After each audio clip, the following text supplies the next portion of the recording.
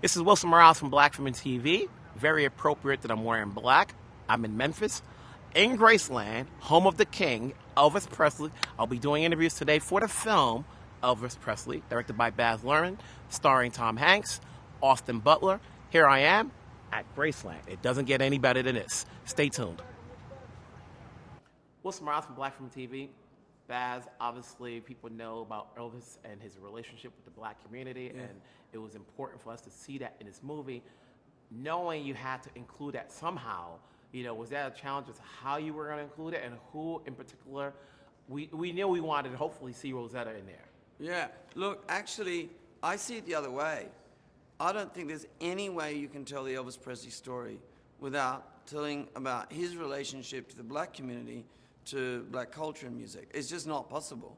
And also, you got to think, like, there's no drama, because the fact that he was friends with B.B. King, the fact that he was at a time living in one of the White Houses in the black environment, that story in there of the little boy, and they go into the gospel tent and the preacher grabs him, that was told me by Sam Bell, who I found, who only passed last year. That story is totally true. Leave him be, he's with the Spirit. And that connection to gospel for the rest of his life, Sister Rosetta, all those influences, and more than influences too, I think, just a deep, abiding connection and respect and love. I mean, there's real love there. And that's got all missed a bit in the wash. And I'm not here to defend one way or the other. People should have their dialogue and their debate.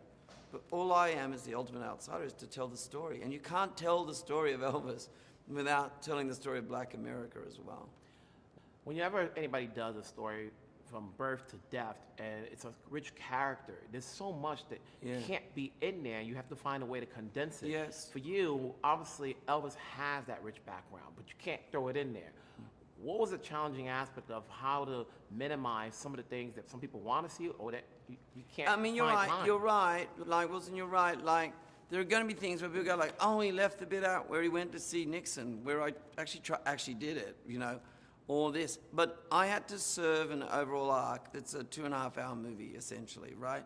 And that arc was about a relationship between a very spiritual guy, born of gospel, and a big salesman, a big seller, a big kind of braggadocio carny, who's like a clown with a chainsaw. Colonel Tom Parker, never Colonel, never Tom, never Parker, played by Tom Hanks. And that relationship flourished in the early part, but became very toxic because, of course, the drama is the Colonel has a deep, dark secret. And the disconnection, I mean, his desire to disconnect Elvis from all sorts of artists, from actually, black artists that I mean, James Brown was going to do an album with Elvis together. Colonel stopped it, And Elvis is not off the hook. I mean, in the third act, like it's true. Mahalia Jackson comes and says, please come to this concert. And Elvis goes, I don't think the Colonel will let me. Well, by then, Elvis is kind of weakened by drugs and all of that, So it's a beautiful, powerful story, but also tragic. When you do a project like this, having come from the last project before that, what do you say to yourself as far as what do you want to do next? I spend a lot of time, I hardly ever make movies, and I spend a lot of time looking and feeling, one, what do I need to explore in myself?